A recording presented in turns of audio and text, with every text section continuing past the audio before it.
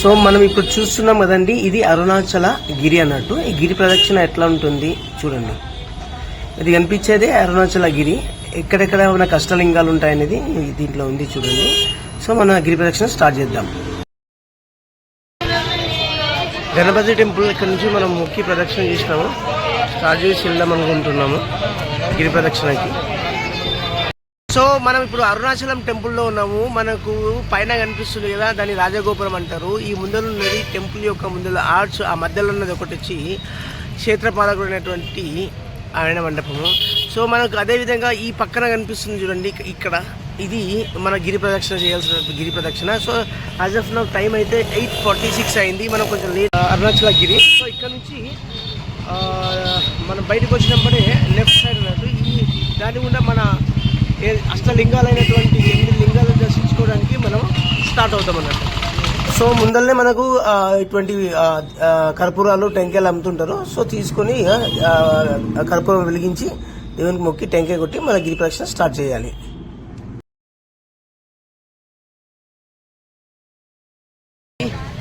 ఇబ్బంది ఏం కలగలేదు. బై తిరుపతి నుంచి డైరెక్ట్ ఇక్కడికి వచ్చేసాము. చాలా హ్యాపీగా అనిపించింది నాకైతే. సో ఇంద్రలింగం దగ్గరలో వచ్చినాము. అప్పుడు ఇంద్రలింగం చూపిస్తున్నాను చూడండి, అటు వెళ్తున్నాం దర్శనానికి. ఇక్కడ కనిపిస్తుంది అండి, ఇదే ఇంద్రలింగం అన్నట్టు. అష్టలింగాలకి ఇంద్రలింగం వచ్చేది ఒకటే. సో ఈ టెంపుల్ ఇక్కడ నుంచి లోపలికి వెళ్ళాల్సి ఉంటుంది. మన లోపలికి వీడియో అలో చేస్తారో చేయడం మనకు తెలియదు. సో మనం ఇక్కడైతే వెళ్తున్నాము.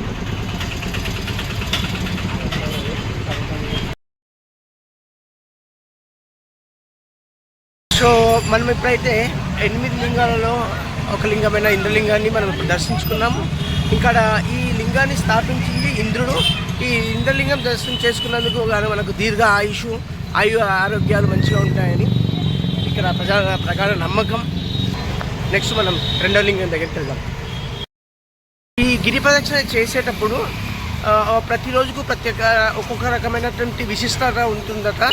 సో సండే రోజు ఒక రకంగా, మండే రోజు ఒక విశిష్టత, ట్యూస్డే రోజు ఒక విశిష్టత ఉంటుందంట. సో ఈ గిరి ప్రదక్షిణ అనేది చాలా ముఖ్యమైనది మనకు.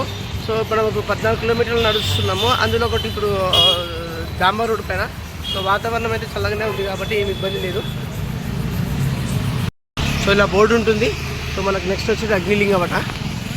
అయితే మనము గిరి ప్రదక్షిణ చేసేటప్పుడు మనకు చెప్పులు వేసుకోరాదు అన్నట్టు. చెప్పులు వేసుకోకుండా నడవాలి కాబట్టి సో మనం ఎర్లీగా స్టార్ట్ చేయాలి. ఎర్లీగా స్టార్ట్ చేస్తే మనకు ఎండ నుంచి మనం కాపాడుకోగలుగుతాం అవుతాము. లేదంటే మేము కాళ్ళు కాలుతాయి అంతే.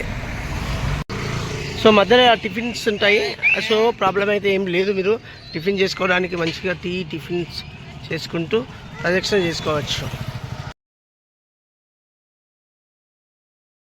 సో మనం ఇప్పుడు వెళ్తున్నాము అగ్నిలింగానికి దగ్గరికి. సో అష్టలింగాల్లో ఉన్నటువంటి రెండవ లింగం ఇది. సో వీటి దగ్గరికి మనం దర్శనానికి కోసమే వెళ్తున్నాము. దీన్ని స్థాపించింది అగ్నిదేవుడు అన్నట్టు. సో ఇది మెయిన్ రోడ్ నుంచి కొంచెం లోపలికి వెళ్ళాల్సి వస్తుంది.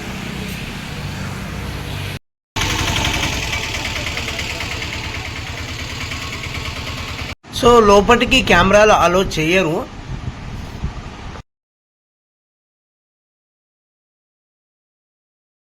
సో మనం ఇప్పుడే అగ్నిలింగంని దర్శనం చేసుకున్నాం అన్నట్టు. ఈ అగ్నిలింగంని ప్రతిష్టాపించింది అగ్నిదేవుడు. సో ఈ లింగంని దర్శించుకోవడం వల్ల మనకు కలిగే ఉపయోగాలు ఏమంటే, మనకు ఎటువంటి రోగాలు ఉన్నా కానీ, లేకపోతే ధైర్యం లేకుండా ఉంటే, మనసులో కూడా బుగులు అట్లా ఉంటే ఇవన్నీ కలతల నుంచి మనము లబ్ధి పొందవచ్చు అని ఇక్కడ జనాల ప్రకార నమ్మకము, ఇక్కడ వచ్చినటువంటి భక్తుల నమ్మకము. ఈ ప్రదక్షిణ చేసే వాళ్ళు 14 కిలోమీటర్ల కాలినడకన ప్రయాణం ఉంటుంది కాబట్టి ఒకవేళ చేయని వాళ్ళు ఆటోలో కూడా చేయొచ్చు. ఆటోలో సో చెప్పులు లేకుండా ఆటో ఎక్కి చేసేయండి. మనకు గిరి ప్రదక్షిణ అనేది చాలా ముఖ్యము. మనకు దారిలో ఒకట రమణ మహర్షి ఆశ్రమం కూడా కనిపిస్తుంది. మనం అక్కడికి వెళ్ళే ప్రయత్నం అయితే చేద్దాము. ఇదే రమణ మహర్షి ఆశ్రమము. మనం ఇక్కడికి లోపలికి వెళ్ళే ప్రయత్నం చేద్దాము. ఒకవేళ టైం ఉంటేనేమో లోపల ఏమేమి ఉందనేది చూద్దాము. చూసుకొని మళ్ళీ వచ్చేద్దాం. సో ఇప్పుడు మనము చూస్తున్నాంగా రమణ మహర్షి ఆశ్రమం నుంచి బయటకు వచ్చినాం. లోపలగా ఫస్ట్ రైట్ సైడ్లో మనకు గ్రంథాలయం ఉంది, లెఫ్ట్ సైడ్ మనకు భోజనశాల మరియు కొంచెం వెనక్కి వచ్చినప్పుడే మనకు శివాలయం ఉంటుంది. అక్కడ మన అన్య దేశాలకు చెందినటువంటి మన దేశం చెందినటువంటి ప్రతి ఒక్క భక్తులు తపస్సు చేస్తున్నారు వాళ్ళు. సో భగవాన్ శ్రీ రమణ మహర్షిని కూడా వాళ్ళు ప్రార్థన చేస్తున్నారు. సో రమణ మహర్షి ఆశ్రమం ఫైనల్గా చెప్పాలంటే ఇక్కడ యోగా మరియు మెడిటేషన్ ధ్యానం చేయడానికి జనాలు ఎక్కువగా సందర్శిస్తున్నారు. గిరి ప్రదక్షిణ చేసేటప్పుడు కాలినడకన చేసే వాళ్ళకు సమయం 5 నుంచి 6 గంటల సమయం అయితే పడుతుంది. లేదు ఆటోలో చేస్తా నాకు ఆరోగ్యం సహకరించలేదు అనే వాళ్ళకైతే మీరు చెప్పులు వేసుకోకుండా చేయడము చాలా ఉత్తమం అని చెప్తున్నాను. రెండవది ఏమంటే ఆటోలో వెళ్ళాలనుకునే భక్తులకు 600 వరకు ఛార్జెస్ చేస్తారు. ఇదే అరుణాచల కొండ, మనకు అనిపించేది అరుణాచల కొండ. మేము ఎన్ని జన్మలు అదృష్టం చేసుకుంటే కానీ ఇక్కడికి రాలేదు.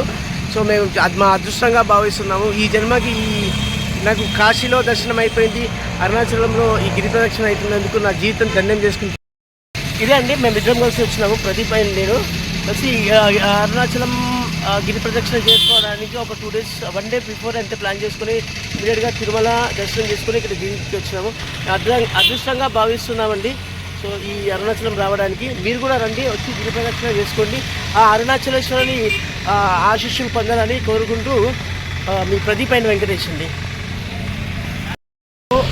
1 కిలోమీటర్కి దూరంలో పూట లేడీస్ టాయిలెట్స్ కానీ జెంట్స్ టాయిలెట్స్ కానీ ఉంటాయి, ఇబ్బంది పడాల్సిన అవసరం లేదు. మార్గం ఇప్పుడు యమలింగంకి అయితే వచ్చిన, సో యమలింగం ఇదే అండి, ఇది యముడు ప్రతిష్టాపించిన 3వ లింగం అన్నట్టు. ఆల్మోస్ట్ ఇక్కడ రీచ్ అయినందుకు మనకు 3 kilometers, అంటే 3 kilometers నడిచినాము. ప్లస్ సైమల్టేనియస్గా అదేవిధంగా మనకు ఇంకొక 5 లింగాలు మాత్రమే ఉన్నాయి దర్శించుకోవడానికి.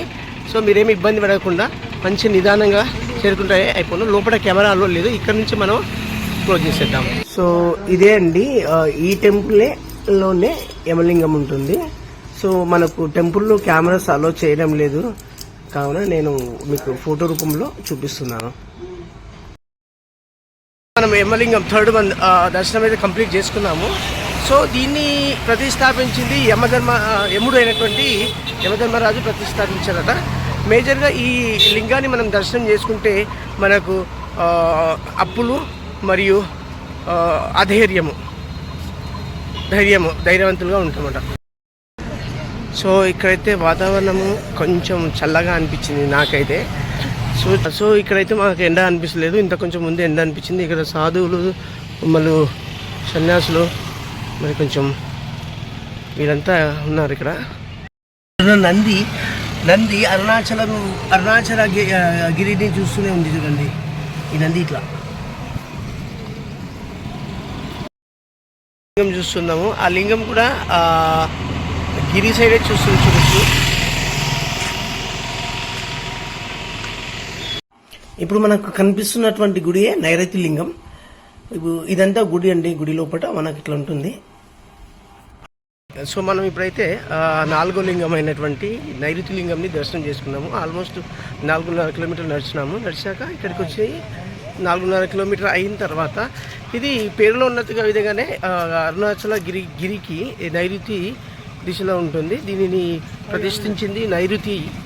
సో దీన్ని దర్శించుకోవడం వల్ల మనకు ఎటువంటి చెడు ప్రభావం ఉన్నా కానీ వాటి నుంచి లబ్ధి పొందవచ్చు. కొబ్బరి బొండం 30 రూపాయలు అంట. సో నాకైతే తక్కువనే అనిపించింది రేట్ అయితే. సో 30 రూపాయలకు నయమే అండి, ఎందుకంటే మన దగ్గర హైదరాబాద్ కానీ 50 నుంచి తక్కువ 50-60 రూపాయలు ఉంటుంది. ఇక్కడ 30 రూపాయలు చాలా నయమే. జనరల్గా ఈరోజు సండే కాబట్టి మేము ఇలా ప్రదక్షిణ చేస్తున్నాము. సో జనరల్గా సండేస్ కాకుండా పౌర్ణమి అలియాస్ పున్నం రోజు ఇక్కడైతే బీభత్సమైన భక్తులతో ఈ రోడ్డు అంతా కిక్కెరిసిపోతుంటుంది అన్నట్టు. సో ఆ రోజు ఎందుకంటే గిరి ప్రదక్షిణ పున్నం రోజు చేస్తే అయితే ఎంతో పుణ్యం వస్తుంది అన్నట్టుగా భక్తుల ప్రగాఢ నమ్మకమే, నాకు కూడా నమ్మకమే. ఎందుకంటే అరుణాచలంలో నేను కాలు పెట్టినా అంటే నా ఎన్ని జన్మల అదృష్టం ఉంటే కానీ నేను ఈ అరుణాచలంలో కాలు పెట్టింటా. రెండవది నేను ఎంతో అదృష్టంగా భావిస్తున్నా. నాకైతే కంట్లెక్కెళ్ళి నీళ్ళు ఆగలేదు. అరుణాచలంలోకి వచ్చి నేను 2-3 సార్లు అనుకున్నా ఇంకా అనుకున్నా, ఎక్కువనే అనుకున్నా, కానీ ఇక్కడికి వస్తున్నా రానా అనుకున్నా. సరే ఫైనల్గా అయితే నేను గిరి ప్రదక్షిణ చేసిన. చాలా ఆనందం అయితే అనిపించింది. అదండి మనకు అనిపిస్తుంది కదండి, ఇదే సూర్యలింగం అన్నట్టు. సూర్యలింగం అంటే మనం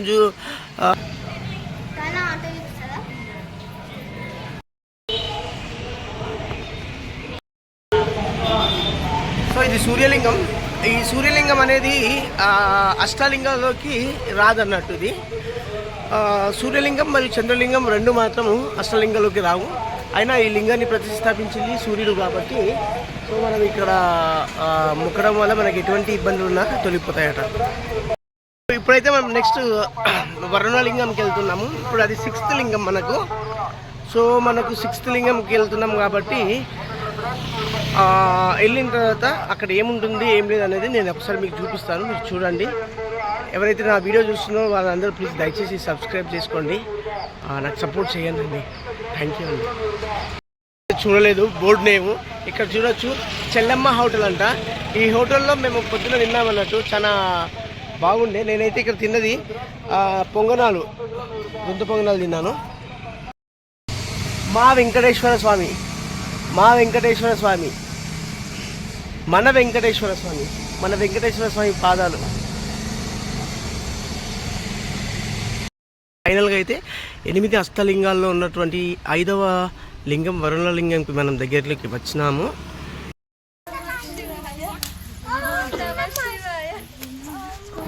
అండి వరుణలింగం. సో ఫైనల్గా అయితే మనము 5వ లింగం అయినటువంటి వరుణలింగం దర్శనం చేసుకున్నాము. దీన్ని ప్రతిష్టాపించింది వరుణుడు. ఇక్కడ ఏమంటే ఇక్కడ మనము దర్శనం చేసుకుంటే మనకు ఎటువంటి ఆరోగ్య ఇబ్బందులున్నా ప్లస్ నీటి ఇబ్బందులున్నా కానీ తొలగిపోతాయని నమ్మకం. గిరి ప్రదక్షిణ దారిలో పట్ట కాలు మసాజ్ చేసుకుంటున్నాం ప్రదీప్ నేను.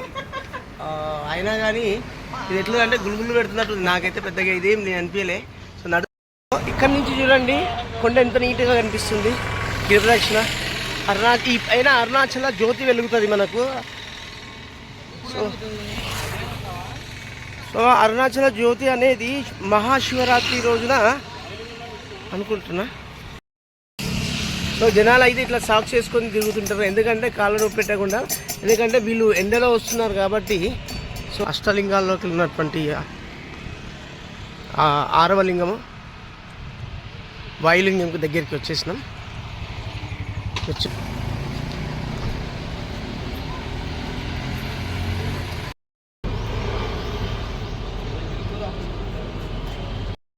ఇందాకనే వాయులింగం దర్శనం చేసుకున్నాం కదా. సో వాయులింగంని ప్రతిష్ఠించింది వాయుదేవుడు, హనుమంతుని తండ్రి అట. దర్శించుకోవడం వల్ల మనకి ఎటువంటి నెగిటివ్ ఎనర్జీ ఉన్నా కానీ పోయి అన్ని పాజిటివ్ ఎనర్జీసే వస్తాయని నమ్మకం. సో నేనైతే ఇప్పుడు వాయులింగం దర్శనం అయితే చేసుకున్నాను. నెక్స్ట్ చంద్రలింగం ఒకటి వస్తుందట, అది అష్టలింగంలోకి రాదు. అయినా అప్పటికీ మనం దర్శనం చేసుకుని ముందుకెళ్దాం. మనకి ఇక్కడ కనిపిస్తుంది కదండి, ఇదే చంద్రలింగము. మనం ఇంతకు ముందు సూర్యలింగంని విజిట్ చేసుకున్నాము, ఇప్పుడేమో చంద్రలింగంని దర్శనం చేసుకుంటున్నాము. సో వీటిలో పట్టి ఇవి 2 అష్టలింగాల్లోకి రావు. అయినప్పటికీ ఈ చంద్రలింగాన్ని ప్రతిష్ఠించింది చంద్రుడు అట. ఇదే అండి.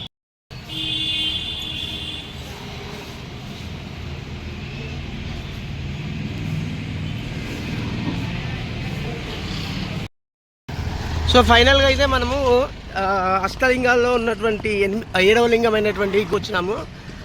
సో మనకు ఇక్కడికి రావడం చాలా హ్యాపీగా అనిపిస్తుంది. ఈ టెంపుల్ అయితే నాకు చాలా బాగా అనిపించింది. మెల్లిగా లోపలికి వెళ్తుంటే అక్కడ జనాలు కూర్చున్నారు, ప్రశాంతంగా చెట్ల కింద కూడా కూర్చునికే స్పేస్ ఉంది. సో మనం చంద్రలింగం దర్శనం చేసుకుందాం ఇప్పుడు వెళ్ళి. కుబేరలింగంని పూజించడం వల్ల మనకున్నటువంటి ఆర్థిక ఇబ్బందులన్నీ తొలగిపోతాయి. సో ఇప్పుడు దీన్ని మోక్ష మార్గం అంటారు. సో మనము ఈ మోక్ష మార్గంలో ఎంత లాభైన వ్యక్తి అయినా కానీ పడతాడు అన్నట్టు. సో ఇప్పుడు ఏమంటే ఇప్పుడు ఈ మోక్ష మార్గం నుంచి మనం 3 సార్లు బయటికి వచ్చినట్లయితే మోక్షం పొందుతామని ఇక్కడ ఉన్నటువంటి ఇక్కడికి వచ్చే భక్తుల ప్రగాఢ నమ్మకం అండి. మనం ఇక్కడ నుంచి చూసుకుంటా ఈ నంది ఉంటుంది చూడండి మీరు,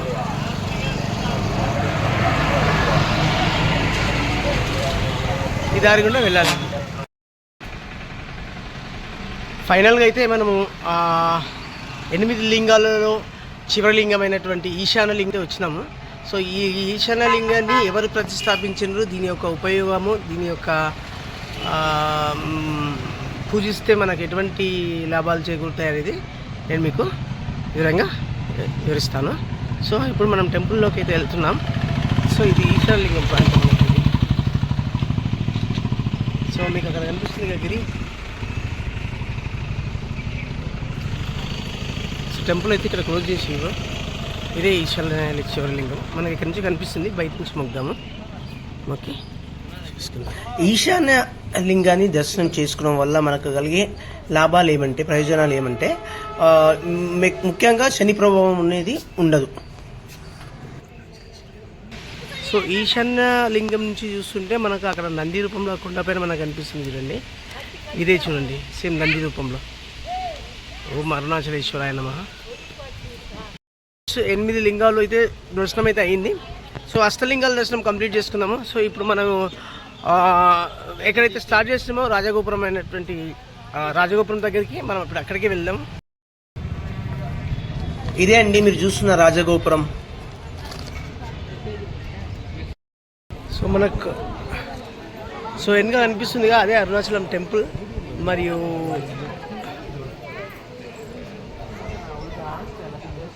ఇదే టెంపుల్ అండి. ఇది గిరి,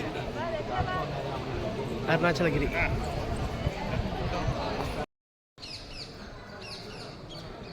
అరుణాచల గోపురం, రాజగోపురం. ఇదొక temple. Temple temple temple temple Arunachalam గిరి ప్రదక్షిణ అయిపోయింది. Mister Nagaraj, he help me lot. Thank you mister Nagaraj. మన ఛానల్ సబ్స్క్రైబ్ చేసి, లైక్ చేసి, షేర్ చేసి, కామెంట్ చేసి సపోర్ట్ చేయండి. Thank you so much.